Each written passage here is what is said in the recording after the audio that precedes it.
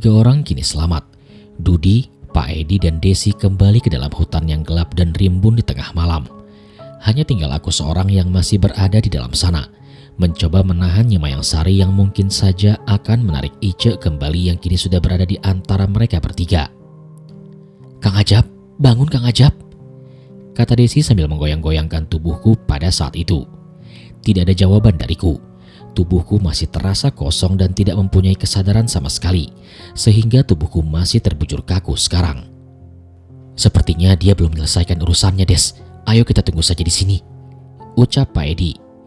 Pak Edi dan Desi terlihat sangat sibuk untuk membangunkanku pada saat itu, terutama Desi, yang kini bersedih dan menggoyang-goyangkan tubuhku agar aku tersadar pada saat itu.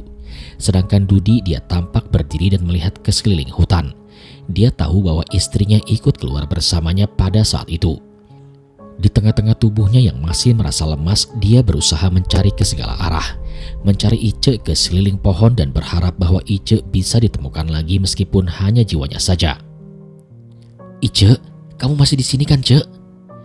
tanya Dudi yang lemas, merasa khawatir Ice tidak ikut bersama mereka karena jiwa Ice yang tidak bisa dia lihat. Dirinya kini tidak bisa melihat apapun. Jimat yang diberikan oleh Abah Ido kini sudah menjadi gelang biasa. Namun dia tidak sadar, tepat di dekatnya ada salah satu sosok yang melayang yang sedang berusaha memanggilnya meskipun itu adalah hal yang sia-sia.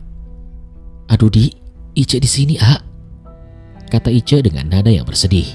Ternyata Ice berada tepat di belakang Dudi. Dia berdiri dengan kondisi yang sangat lusuh sekarang. Baju tariannya yang awalnya terlihat cantik dengan warna hijaunya yang mengkilap kini tampak kusam. Namun sepertinya Dudi tidak mendengar suara Ice. Begitu pula dengan Desi dan Pak Edi sekarang. "Aduh Di, Ice di sini, Ah." Ice yang berusaha memberitahukan suaminya bahwa dirinya ada di belakangnya kini mengangkat tangannya dan memeluk Dudi dari belakang. Namun kedua tangannya menembus Dudi, dan Dudi sepertinya belum sadar bahwa Ice ada di belakangnya sekarang. Memang kesadaran akan kehadiran makhluk yang ada di sekitarnya itu berbeda di tiap manusia.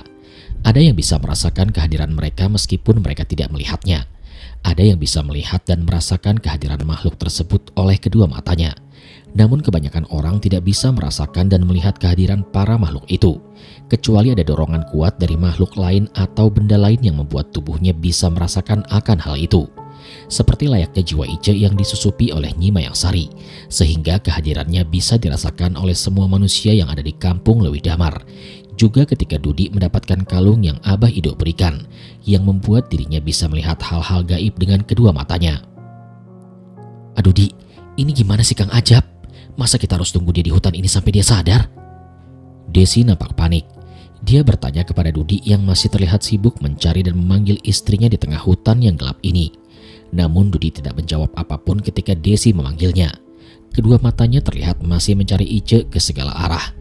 Meskipun tanpa sadar, Ice dari tadi berada di belakangnya dan berusaha mencari tahu bahwa dirinya ada di situ. "Aduh Di." Desi terus-menerus memanggil Dudi untuk mencari solusi atas tubuhku yang masih tak tersadarkan ini. Dia lebih khawatir akan tubuhku sekarang.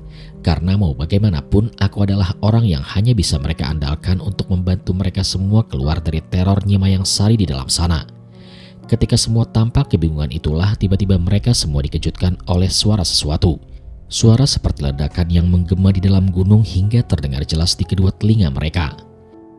"Sepertinya tidak baik apabila kita masih berada di sini. Lebih baik kita turun dan menunggu Kang Ajab sadar," kata Pak Edi yang berusaha berkata kepada Dudi dan Desi meskipun dirinya masih merasa lemas. "Masalah Ice mungkin karena kita berada di alam manusia, sedangkan sekarang Ice adalah jiwa tanpa tubuh yang berbeda dengan kita semua. Jadi mungkin saja Ice ada di sekitar kita, namun karena kemampuan mata kita yang belum bisa melihatnya, sehingga kita semua gak sadar dengan kehadirannya."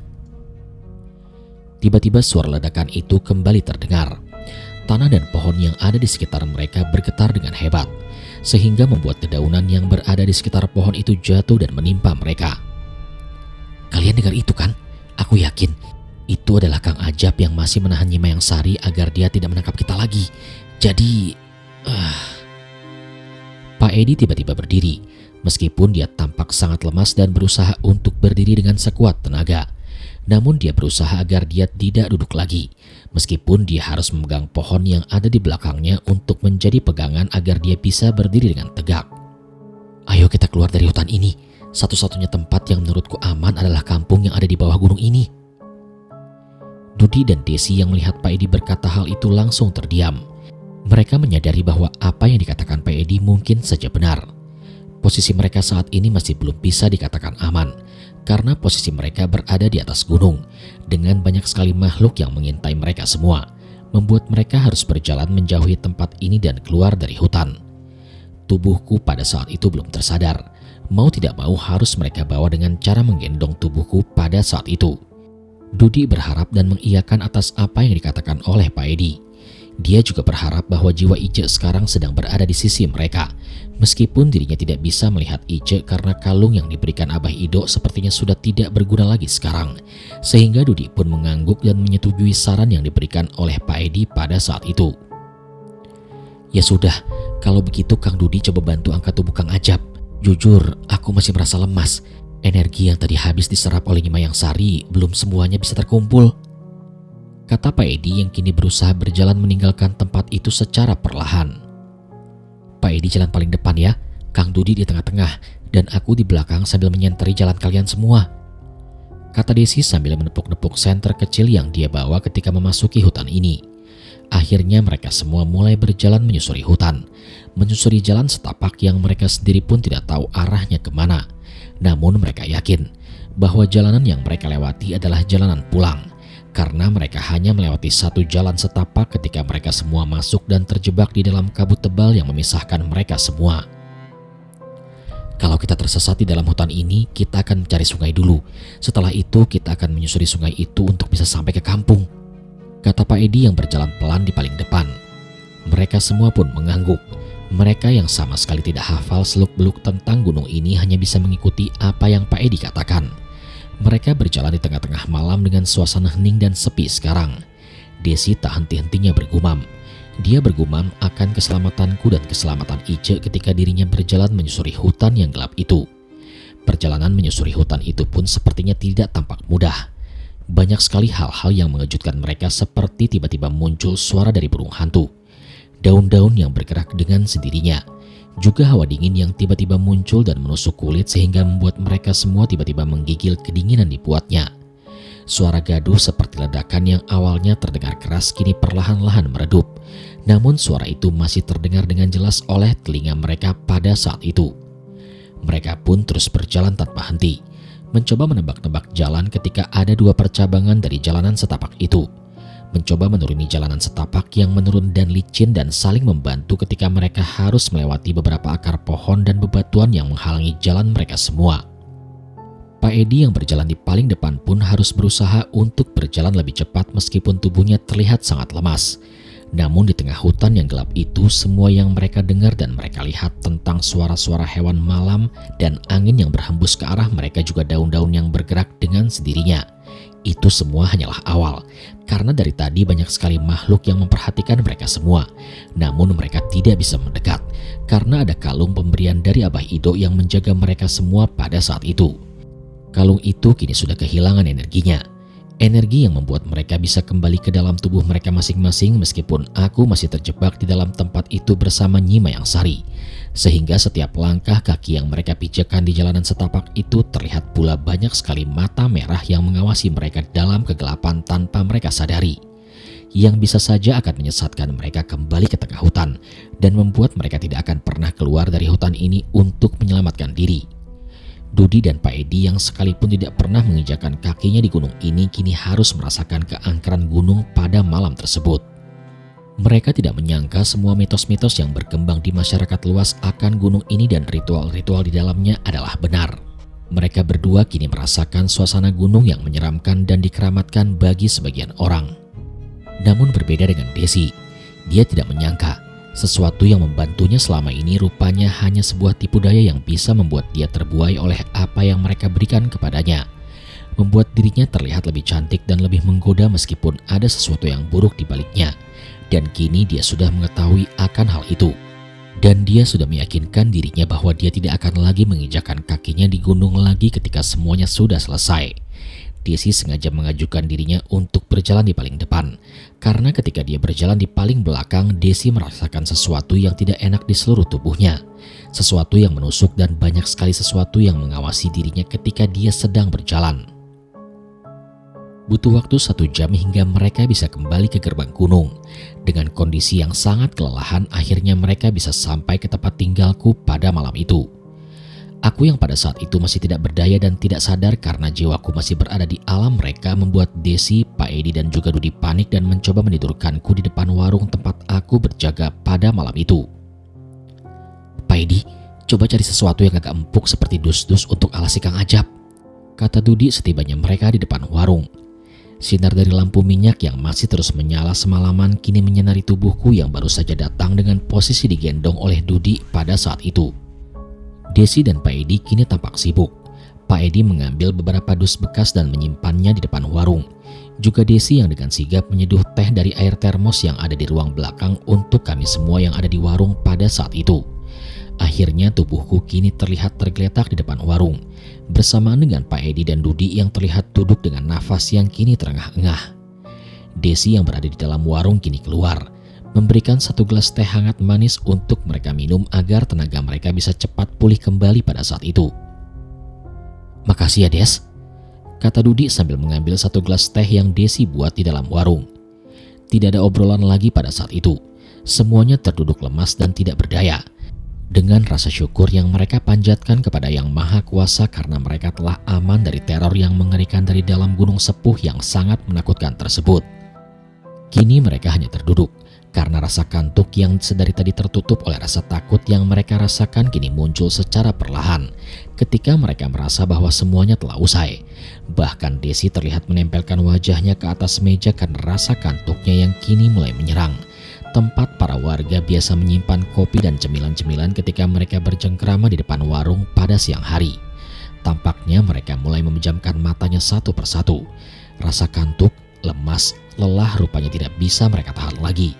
Sekarang sehingga mereka sengaja membiarkan tubuh mereka menikmati rasa kantuk itu dengan memejamkan mata mereka. Meskipun tiba-tiba mereka dikejutkan dengan suara sebuah nafas panjang. Dengan mata yang tiba-tiba terbuka dan tubuh yang tiba-tiba terangkat dan duduk sambil melihat keadaan ke sekeliling. Dudi, Desi dan Pak Edi yang awalnya memejamkan mata pun tiba-tiba terbangun kembali. Dan kini melihatku yang akhirnya kembali sadar dan bangun dengan nafas berat yang terdengar oleh mereka semua. "Kang Ajab!" Sontak Desi yang paling pertama kali berteriak. Dia secara tidak sadar langsung berdiri dan memelukku ketika aku sadar dan jiwa yang terjebak bersama Nyi Mayang Sari bisa kembali pulang dengan selamat. Namun dengan nafas yang terengah-engah, aku langsung berkata kepada mereka semua, karena aku merasa apa yang aku lakukan belum cukup untuk menyelamatkan Ice. "Kalian semua, Ice masih belum bisa lepas sepenuhnya dari Nyi Mayang Sari. Satu-satunya cara agar dia terlepas sepenuhnya adalah dengan menggali lagi makam Ice dan mengeluarkan susuk yang menempel di tubuhnya. Karena kalau tidak, Ice yang kini berada di antara kalian ini akan kembali ditarik oleh Nyi Mayang Sari ketika dirinya sudah pulih. Karena selama susuk itu masih ada di dalam tubuhnya, maka Ice masih terikat oleh Nyi Mayang Sari yang ada di dalam gunung," kataku dengan nafas yang kini terengah-engah.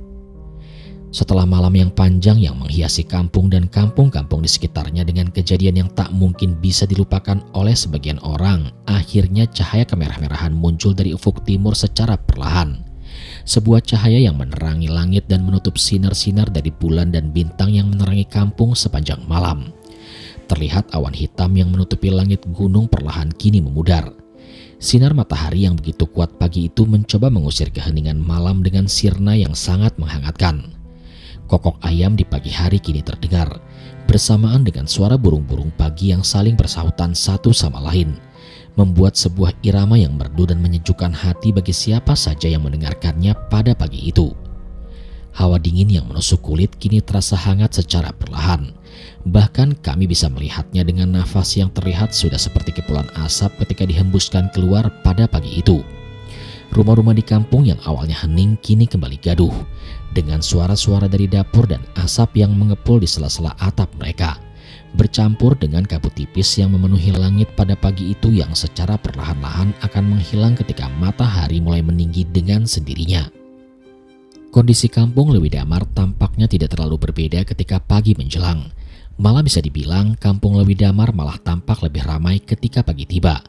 Apalagi di kampung Lewi Damar terdapat pasar tumpah dan terminal kecil untuk transit para mobil-mobil elf angkutan kota yang berhenti sejenak di terminal kecil ini, sebelum nantinya akan melaju kembali ke arah pantai selatan atau ke arah Ciwidey yang jaraknya sekitar 5 jam dari kampung ini.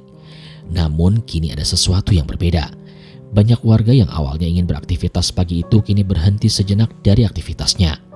Bahkan warung-warung yang awalnya buka dan menjajakan gorengan, nasi uduk, nasi kuning, bahkan bubur untuk sarapan para warga kini sengaja tutup terlebih dahulu untuk melihat sesuatu yang terjadi pada pagi itu. Apa kalian gak capek setelah semalaman mencari sesuatu agar Ice bisa dimurnikan? Kata Pak RW kepadaku dan Dudi yang kini sedang berada di rumah Pak RW pada pagi itu. Jujur Pak, kalau bisa disebut capek ya kita capek sebenarnya. Bahkan Pak Edi dan Isi kini sudah tertidur pulas di kamar tamu yang ada di rumah Pak RW. Tapi ya mau bagaimana lagi, aku dan Dudi masih belum menyelesaikan permasalahan yang ada di kampung ini, kataku pada Pak RW. Pak RW kini hanya mengangguk. Dia seperti mengerti atas apa yang aku lakukan. Karena mau bagaimanapun juga Pak RW tahu bahwa aku adalah anak dari Ba'a. Dan dia tahu tentang Ba'a dan hal-hal yang sering kali dia lakukan semasa hidupnya. Pak RW adalah orang yang pertama kali kami datangi sekarang, ketika aku tersadarkan di depan warung pada malam itu. Aku seketika berkata kepada mereka semua untuk segera menggali lagi makam Ice dengan segera. Karena perjanjian yang telah terjadi antara Nyai Mayang Sari dan Ice tidak akan terputus sepenuhnya sebelum susuk yang ada di tubuhnya menghilang. Bahkan aku juga sempat melihat Desi dengan seksama dan menanyakan ketika Ice menggantikan dirinya menari di dalam ruangan Nyai Mayang Sari, apakah dia merasakan sesuatu yang keluar di dalam tubuhnya. Desi pun berkata bahwa dia merasakan ada sesuatu yang keluar di beberapa titik di dalam tubuhnya, yaitu berupa jarum kecil berwarna kuning emas yang muncul secara tiba-tiba ketika dia pertama kali tidur sesaat ketika Ice menggantikan dirinya menari di depan Nyai Mayang Sari. Aku dan Dudi akhirnya menceritakan semua, termasuk tentang apa yang terjadi kepada Ice, Desi, dan Pak Edi. Meskipun ada beberapa hal yang aku tutup-tutupi atas cerita itu, karena itu adalah hal yang Dudi sendiri pun belum tahu atas apa yang terjadi kepada Ice sebenarnya. Ya sudah, sepertinya bakal ada kegaduhan lagi pada pagi ini. Apalagi kalian lihat sendiri, para warga kini sudah berkumpul di depan rumahku dengan rasa keingintahuannya atas apa yang terjadi semalam. Karena tiba-tiba Pak RW melihat ke arah Dudi. Apa yang kamu lakukan kemarin malam dengan Abah Ido sudah diketahui oleh seluruh warga kampung. Meskipun aku rasa Abah Ido sendiri tidak sanggup memurnikan jiwa Ice, sehingga kamu meminta pertolongan kepada Ajab yang kini ada di sebelahmu, kata Pak RW yang kini terlihat sedang menyalakan rokok yang ada di depannya. Lebih baik kamu sekarang pulang terlebih dahulu, kasih tahu bapakmu dan Kang Aep, dan juga kasih tahu Abah Ido yang mungkin saja masih berada di rumahmu dengan orang tuamu. Kalau masalah warga biar aku dan Caca yang urus. Juga biarkan aja beristirahat sebentar di rumahku, karena dia yang mungkin paling capek di antara kalian semua atas apa yang terjadi semalaman, kata Pak RW dengan nada yang berwibawa ke arah Dudi. Dudi pun hanya mengangguk, dan akhirnya dia pamit dari rumah Pak RW pada pagi itu dan meninggalkan aku dan Pak RW berdua di ruangan tersebut dengan para warga yang masih berkumpul di depan rumahnya. Namun tatapan Pak RW tiba-tiba berubah ketika Dudi pergi. Dia seperti menatapku serius dengan asap rokok yang keluar dari mulutnya dan mengepul ke atas sana. Jab, coba ceritakan lebih jelas tanpa ada yang ditutupi. Karena dua orang yang ada di belakang sana pasti ada hal yang berhubungan dengan kematian Ice. Aku tahu dari gestur tubuhmu, Jab, mencoba menjaga hati Dudi akan sesuatu hal yang mereka berdua lakukan kepada Ice. Jadi aku ingin tahu semuanya, karena mau bagaimanapun, akulah pemimpin di sini, pemimpin dari kampung Lewi Damar tempat Dudi tinggal, sehingga aku harus mengetahui semuanya. Apabila mereka berdua melanggar norma-norma yang membuat Ice meninggal dengan cara yang mengenaskan, akan aku bawa mereka ke jalur hukum, karena sudah membuat salah satu wargaku kehilangan nyawa. Beberapa jam akhirnya berlalu. Kini para warga kembali berkumpul di belakang rumah Dudi. Mereka kembali melihat penggalian kembali makam Ice yang sudah dikuburkan selama beberapa hari yang lalu. Terlihat bekas dari makam Ice yang terbelah menjadi dua bagian dan menyisakan mayat Ice yang masih terbungkus kain kafan terlihat dari atas. Dudi yang melihat pemandangan itu tak kuasa menahan sedih, karena ketika dia melihat Abah Ido di depan makam kemarin malam, dia tidak menyangka bahwa makam istrinya sampai terbelah karena apa yang dilakukan istrinya selama hidup. Caca, Pak Mansur, Pak Aep, dan juga para warga kini bahu-membahu menggali lagi makam Ice secara bergotong royong. Sedangkan aku dan Abah Ido hanya terduduk di bawah pohon dan melihat mereka semua menggali makam itu dengan seksama. Abah Ido terlihat menunduk. Dia seperti segan kepadaku dan tidak sanggup menatap wajahku pada saat itu. Aku yang bingung atas apa yang Abah Ido lakukan hanya bisa tersenyum, karena aku menghormatinya atas seorang yang umurnya jauh lebih tua daripadaku pada saat itu. Coba angkat mayatnya secara perlahan. Kita bawa langsung ke dalam rumah. Jangan sampai para warga melihat apa yang kita lakukan sekarang, kata Pak Mansur yang kini sedang berada di dalam makam bersama dengan Dudi yang ikut mengangkat mayat istrinya dari dalam. Sedangkan Pak Aep dan sebagian warga menangkap mayat Ice yang masih terbungkus kain kafan yang masih utuh dari atas sana. Meskipun, aduh, kenapa mayatnya bau busuk begini ya? Kata Pak Aep yang merasakan bau busuk yang sangat menyengat ketika mayatnya diangkat ke atas. Tahan, jangan sampai mayat Ice jatuh. Caca, coba cari kain dari dalam rumah, gunting kain itu untuk menutup hidung para warga yang membantu mengangkat mayat Ice, kata Pak Kades yang terlihat juga mengawasi jalannya pengangkatan mayat Ice dari dalam makam. Caca yang mendengar hal itu langsung mengangguk dan berlari ke arah rumah, berusaha mencari baju atau sarung yang bisa dipakai untuk menutup hidung para warga. Proses pengangkatan mayat Ice bisa dilakukan dengan cepat, meskipun mayat Ice kini tampak berbau sangat busuk sehingga para warga yang melihat prosesnya pun menutup hidungnya karena bau busuk yang menyebar ke arah mereka. Kini mayat Ice sudah berada di dalam rumah Dudi, rumah kecil yang mereka bangun dengan susah payah ketika Ice masih hidup. Aku dan Abah Ido yang melihat dari kejauhan pun akhirnya mendekat dan masuk ke dalam rumah itu untuk mengambil susuk yang ada di badannya. Aku yang tidak tahu tentang bagaimana caranya untuk melepaskan susuk itu akhirnya mempersilahkan Abah Ido yang umurnya jauh lebih tua daripada aku sendiri untuk melepaskan susuk tersebut. Namun dia seperti takut melakukan hal itu dan berkata kepadaku secara perlahan ketika kami berdua berdiri di depan mayat Ice yang terbujur kaku di dalam sana. Akang yang lebih pantas untuk mencabut susuk Ice. Aku jujur gak berani. Aku tidak mau bermusuhan dengan makhluk di gunung ini. Susuk ini awalnya tidak diketahui ketika aku pertama kali memurnikan jiwa Ice. Seperti ada yang menyembunyikannya oleh makhluk di gunung. Tapi sekarang terlihat di tubuhnya pas Akang pulang dari gunung itu. Jadi silakan Akang saja yang memimpin sebagai orang yang aku hormati sekarang atas keberanian terhadap makhluk di gunung itu, Kang, kata Abah Ido sambil mempersilahkan aku untuk mencabut susuk yang ada di dalam tubuh Ice. Kampung Lewi Damar kini kembali ramai. Setelah beberapa hari kemarin kampung mereka dilanda ketakutan yang mendalam selama beberapa malam. Kini mereka kembali berbondong-bondong ke rumah Dudi, melihat proses pengangkatan jenazah Ice yang sudah beberapa hari terkubur. Mereka kembali memadati kebun-kebun yang berada di sekitar rumah Dudi dan Ice. Mereka pun berkerumun satu sama lain berbicara tentang apa yang terjadi pada hari itu. Banyak obrolan yang menyudutkan Ice. Ketidaksukaan mereka kepada Ice yang seringkali membuat para suami mereka tergoda ketika Ice melintas di depan rumah-rumah mereka, membuatnya tak habis pikir untuk dibicarakan. Bahkan ketika dirinya sudah meninggal, karena sebuah keputusan yang berkaitan dengan sesuatu yang ia lakukan di gunung. Wajarnya Mayang Sari memasuki tubuh Ice dan bergentayangan di kampung Lewi Damar ini ketika dia meninggal, karena sakit hatinya Ice terhadap para warga yang seringkali membicarakan tentang dirinya. Mau bagaimanapun itu adalah hal yang salah. Ice sudah menanam benih atas profesi yang digelutinya selama ini dan dia juga sudah mendapatkan buah sekaligus omongan para tetangga akan ketidaksukaannya atas profesi yang ia geluti semasa hidupnya. Namun sepertinya Ice kini sudah tenang karena Abah Ido yang membantuku dan Dudi untuk mengeluarkan susuk yang ditanam di dalam tubuh Ice pada saat itu. Beberapa jarum berwarna emas tiba-tiba terjatuh, tepat ketika Abah Ido mengusap-ngusap di daerah dahi Ice yang kini sudah kaku karena tidak bernyawa. Aku yang ada di belakangnya hanya bisa diam dan memperhatikan dengan seksama atas apa yang Abah Ido lakukan. Mungkin beberapa orang yang ikut ke dalam rumah Dudi tidak sadar ketika Abah Ido mengusap-ngusap dahinya seperti ada aura tipis di tangannya yang mendorong jarum kecil itu keluar dengan sendirinya. Bau busuk yang menyengat membuat kita semua yang berada di ruang tersebut menutup hidung kami masing-masing.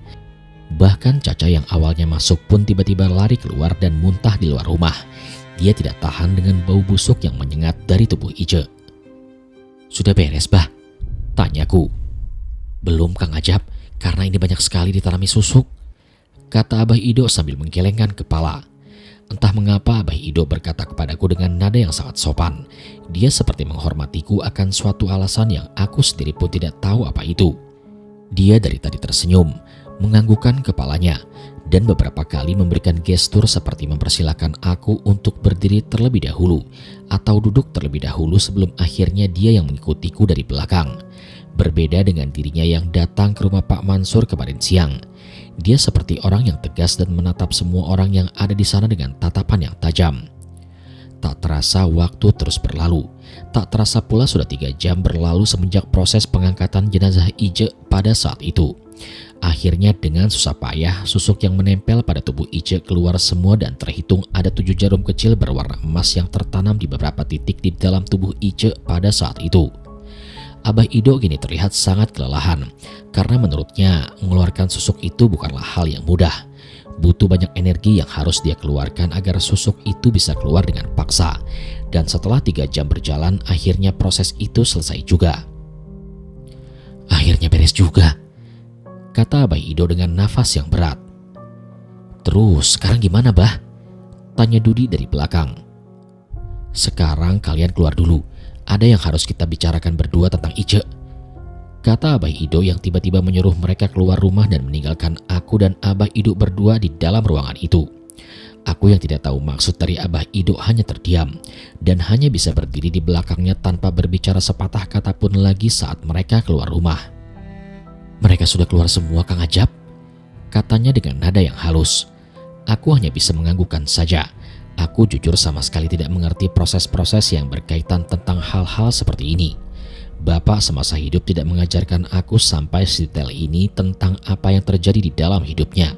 Sehingga banyak sekali hal-hal yang tidak aku ketahui tentang kematian atau para makhluk yang menyebabkan jiwa-jiwa manusia terkungkung di dalamnya. Ya sudah aman berarti. Keluar kamu, Cek, katanya sambil berkata ke arah dinding rumah pada saat itu. Tiba-tiba sebuah angin yang tipis tiba-tiba berhembus. Angin yang secepat kilat menghilangkan bau busuk yang keluar dari dalam tubuh Ice pada saat itu. Bersamaan dengan kemunculan Ice secara perlahan yang kini berdiri dengan setengah paha dan kakinya yang menembus tubuhnya yang kaku karena jiwanya sudah terpisah sepenuhnya. Dia kini tersenyum. Jiwanya tampak bersih dan sedikit bercahaya.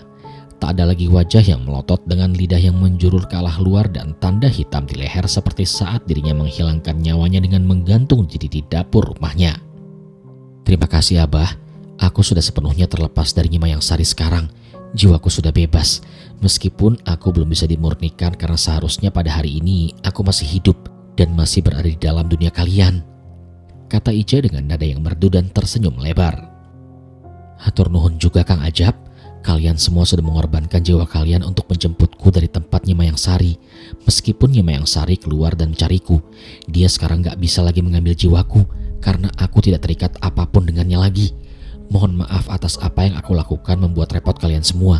Aku yakin semua yang ikut selain kalian berdua kemarin malam akan menganggap hal itu adalah teror yang mengerikan yang mungkin saja akan dikenang oleh mereka semua.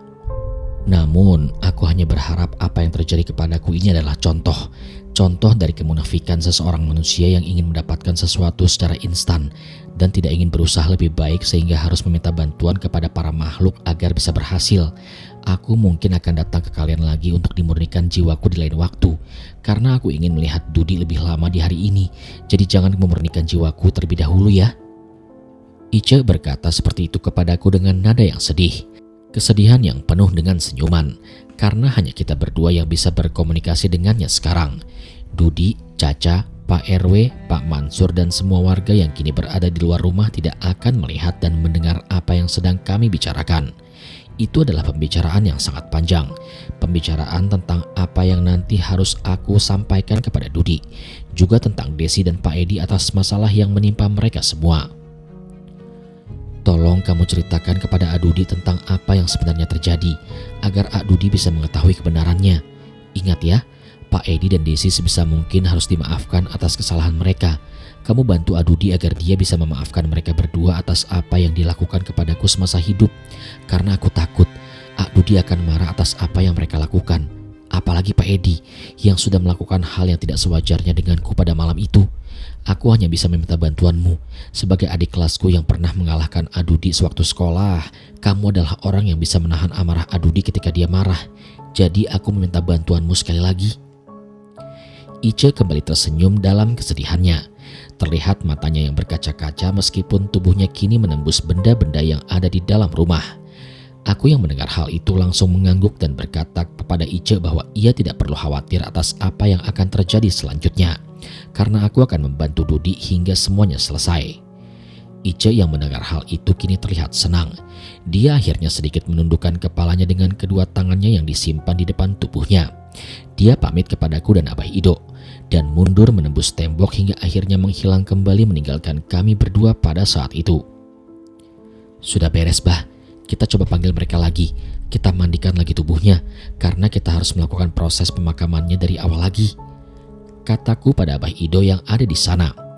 Akhirnya semuanya kembali masuk, mayat Ice kembali dimandikan, dibungkus dengan kain kafan dan juga dimakamkan kembali di belakang rumah. Pemakaman kali ini terlihat sangat lancar. Tidak seperti ketika dia dimakamkan pertama kali beberapa hari yang lalu. Suasana di sekitar makam pun terlihat berbeda, karena ada wangi harum yang tercium oleh kami semua. Wangi harum dari mayat Ice yang tidak mungkin dilupakan oleh Dudi sebagai suaminya, sebagai orang yang sayang kepadanya hingga akhir hayatnya. Bahkan hingga cerita ini ditulis, Dudi hidup menyendiri dan tidak pernah menikah lagi setelah Ice meninggal. Tanpa aku sadari, Dudi pernah beberapa kali ke rumah untuk bersilaturahmi dengan bapak yang kini sudah tinggal yang jauh dari tempat tinggalnya. Kasus yang terjadi kepada istrinya membuat Dudi dan bapak semakin dekat. Meskipun kini dirinya sudah pergi dan menyusul istrinya di alam sana, seorang istri yang tak akan pernah dia lupakan semasa hidupnya. Meskipun profesi dia adalah penari jaipong dengan sebuah cerita yang tak mungkin dia lupakan di dalam hidupnya itu.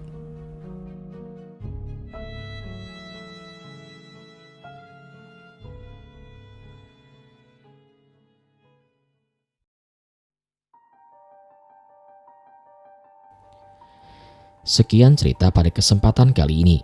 Terima kasih kepada teman-teman yang sudah setia menyimak cerita ini dari part 1 sampai part terakhir. Semoga kita bisa mengambil sisi positif dari cerita yang saya bacakan ini. Dan terima kasih kepada teman-teman yang sudah setia dan support channel Mereka Ada dengan cara menekan tombol subscribe dan menyalakan lonceng notifikasinya. Dan nantikan cerita-cerita lainnya di channel ini yang pastinya tidak kalah seru. Kalau begitu sampai di sini dulu perjumpaan kita kali ini. Sampai bertemu pada episode selanjutnya. Saya Aldi pamit undur diri dari hadapan kalian. Wassalamualaikum warahmatullahi wabarakatuh.